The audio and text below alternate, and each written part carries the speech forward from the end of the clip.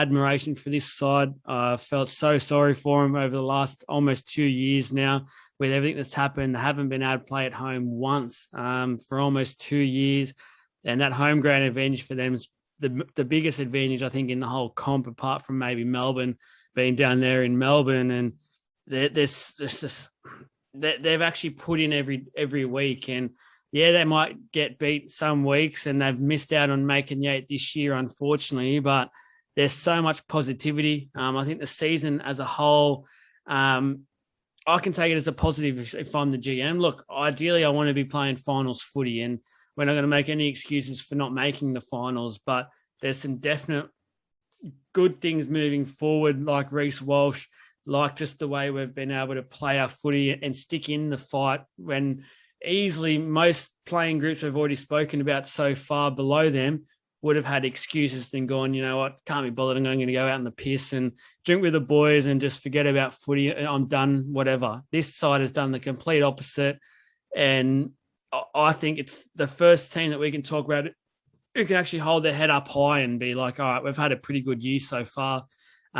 Really something to build on moving forward. What's your thoughts on the Warriors season? So I'm going to just push back a little bit on something. And it's just something that it got brought up a bit last year, but it hasn't really been brought up this year in terms of that home ground advantage. Now, we can look at it saying, yes, they finally get to go home, and it's a good point, like being in a different country, obviously being in different conditions, different environment, it's a huge advantage. But let's just talk about the Warriors let's more focus on them last year. They were playing some great footy, and I reckon it had a lot to do, obviously. Now, we talk about the negatives of being, together and away from your family, but they were bonding. They got that chance. Now, there's a lot of negatives, and maybe the negatives outweigh the positives. I understand that. But let's talk about the grounds that they were playing at. I think in New Zealand, even though, yes, they're familiar with the ground, I don't think all the times that in the environment best benefits the way they want to play at times. And look, I don't have any kind of numbers to back this up, but what I will say is, like, let's look at the Warriors. Similar to the Tigers, the only time they made the finals was 2018, and they've got that big home advantage. They were pretty close to making the finals last year, and I think they were playing some of the most, for me, as kind of a Kiwi, I was left most optimistic from a Warriors point of view last season. There was some great footy played, and maybe it's gotten a bit too much in this year. Maybe the negatives from being away from home really have caught up. But that home, I just wouldn't look too much into that home ground advantage. That's the one negative I want to say about the Warriors. We can say, oh, well, they won so many games, outside of Australia last year. Imagine them going to New Zealand. I'd like to see the win-loss record for it, because I just don't know if it's that big a factor. But anyway, I want to get to the positives. I just want to get it off my chest. Yeah, sorry. But you can get whatever you want off your chest. Yeah. Well, there's not much to get off, but we'll just finish up here with the positives. The Sean John. Well, actually, we'll look at this season. There's the culture around the club is great.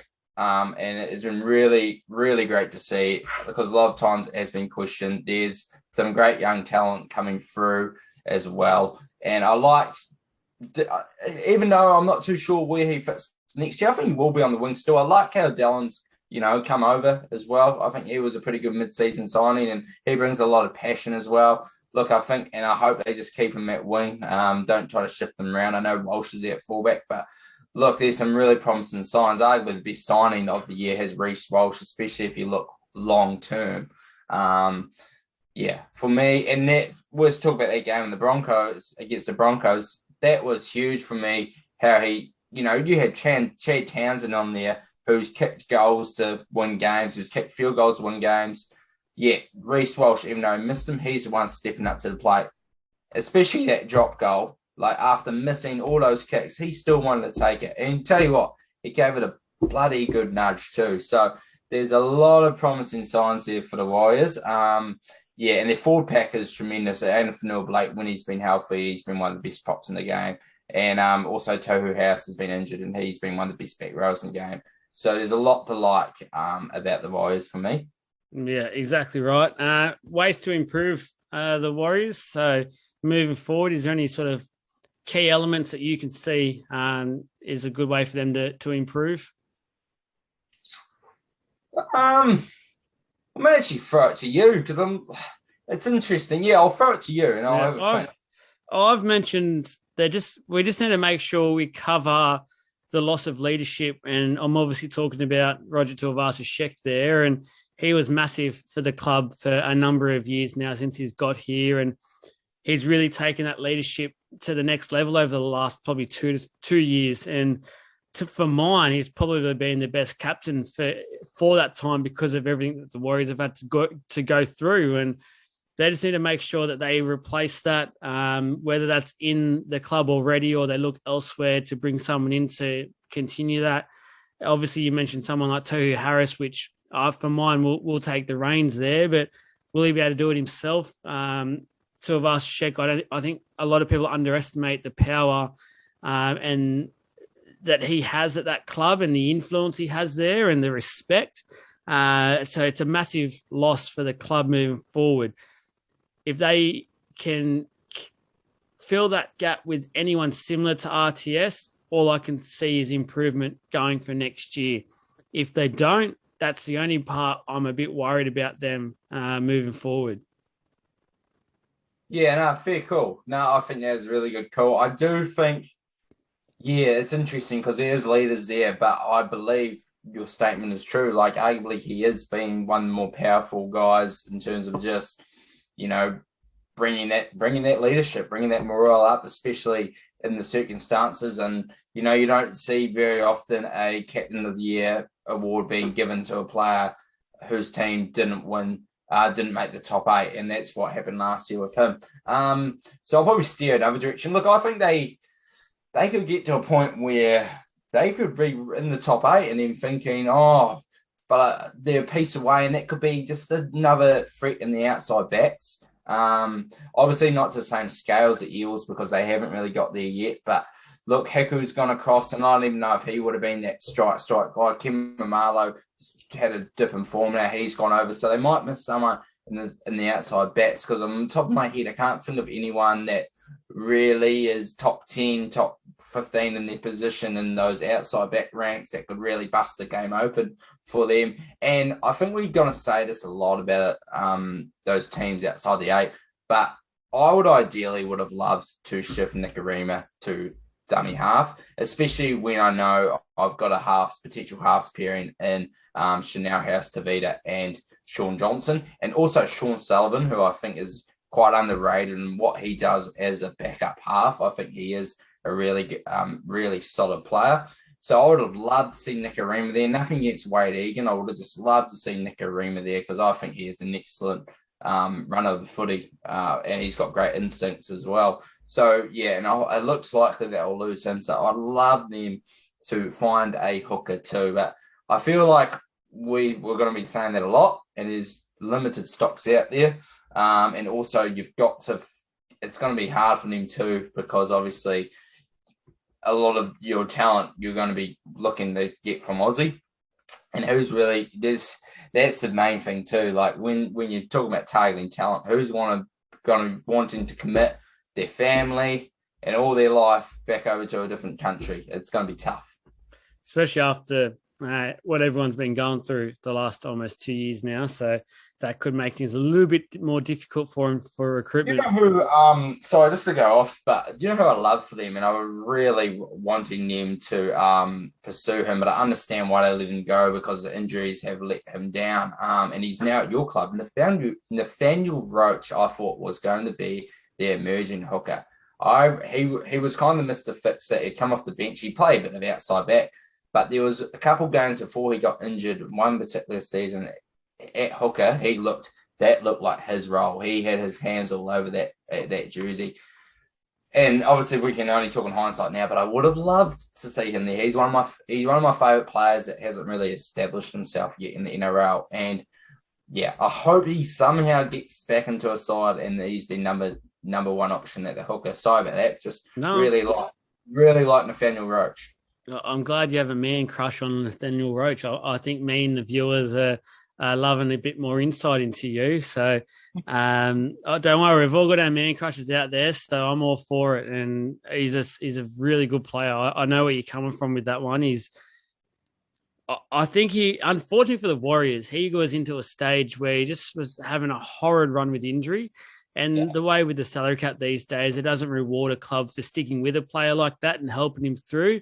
So they've instead gone, well, we need to cut some ties here and get a bit more money back and put into someone who's going to give us a bit more bang for our buck. So hopefully now he's had a better run with injury this year for Parramatta. So hopefully, fingers crossed, he can do better. But I'd like him to stay at Parramatta, even though we're talking about the Warriors at the moment.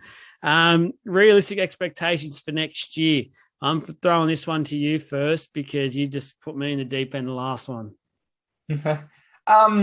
I think it's the first team I'm really going to say out of the lot we've covered so far where I think top 8. I really do. And the Warriors fans are, look, are they, what's the right word? I want to get this word right. They've gone through some tough times, and you always see that this year is our year. That's the fake. I'll probably see it more than most in terms of the page creators here, because I'm one of probably the only ones I really see that's from New Zealand, and a lot of my friends kind of take the mickey out of it. But look, at the end of the day, there is reason to believe that this team can make the 8, especially even though the negatives I talked about, that home. But even the main thing is, yes, they're back with their families and they've got a clear mind. They can go see their families when they want to and all that. Hopefully, fingers crossed, this COVID thing's definitely on over. But I think there's promising now. Let's just be honest though. There's a very high chance, and I don't touch wood, it doesn't happen. Shaun Johnson is a huge part of their team. What's happened to Shaun Johnson the last 2 seasons? He's got injured. Shaun Johnson has looked the best he's ever looked in terms of, I think in terms of the fresh highlights, the talent. It's been a little, there's been seasons where it's been more remarkable. But in terms of understanding his role, how he can complement the players around him, how he can affect winning footy, he's been the best he's been. But most in control he's looked. He's looked controlled, and it's going to be awesome for Chanel House-Tavita and those other young guys there as well. And he's going to have the forward pack to give him the platform to deliver too. So it's a lot depends on Shaun Johnson. But Warriors, I think you guys should really be thinking about making the 8 next season. Yeah, I've said the same. I think they're right in the fight for top 8 next year and should make the 8. I say this because we've had a lot of practice with away games in the last almost 2 years, and going back to the home ground. And I would say that if there is such thing as footy gods out there, if they're up there watching, they make sure that this side wins more games than they lose at home next year. They'll finally get a full season of home games, fingers crossed. So for mine, they'll win at least more than they lose, which pretty much every season means you're playing finals footy. I think they're playing finals footy. It's just about what level they can get to. Reece Walsh for mine is huge key. He will go to another level after another preseason with the side and becoming more dominant and a bit more confident. He's only young still. If he goes to that next level, he's going to be spoken about next year as one of the game's great players at the moment. And a scary, scary thought. Good luck managing him and keeping him under control. So I'm with you there. Warriors for mine, definitely a top 8 side. Enjoy, guys. I really hope you guys have enjoyed this video. Once again, the GM videos are really popular so far, and we're trying to consistently bring them out. And Luke, thanks for jumping on. I know we've been flat out with content lately. I feel like we're doing content every day. It's been crazy in videos. So go have a rest. I know you've been pumping iron at the moment. Just go and clear the head, think of some new content ideas and get back to us. Oh, mate, no risk for the wicked. We know we've got another content video coming up shortly that I'll release on my page, and excited to do that one. But I love these GM videos. I think they're a great idea. When you approached me to do this, I was more than happy to be on board. And like it's not a chore for me. You know, I always love talking about it, even though it does feel like we're doing it, you know, every day, even though we're not. It can feel like that. I always find time in my day and appreciate everything you've been doing in terms of my page. So yeah, I hope you guys are enjoying it too, because I definitely am. Yeah, exactly. Well said. And I mean it in a good way, guys. I love doing the videos. It's really, really fun. And paint you as the villain, mate. Paint you as the villain. Yeah, who can complain talking footy every day, especially with the world we live in. So thanks, guys. Keep listening. Give us feedback. Comment always on the videos what you think about your side moving forward, and we'll feature some comments. And at the end of the GM, we might do a questionnaire video and answer any questions about each club. So start sending those in, and we'll get to them. Cheers, guys, and bring on the next ones. Cheers, team.